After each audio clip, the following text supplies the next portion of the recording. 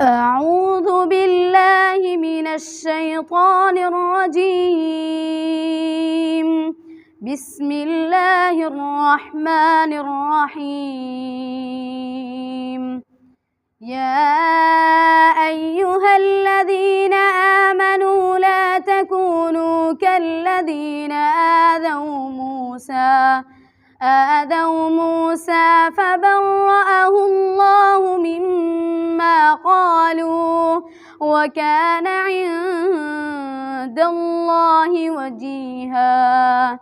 يا أيها الذين آمنوا اتقوا الله وقولوا قولا سديدا يصلح لكم أعمالكم ويغفر لكم ذنوبكم ومن يطع الله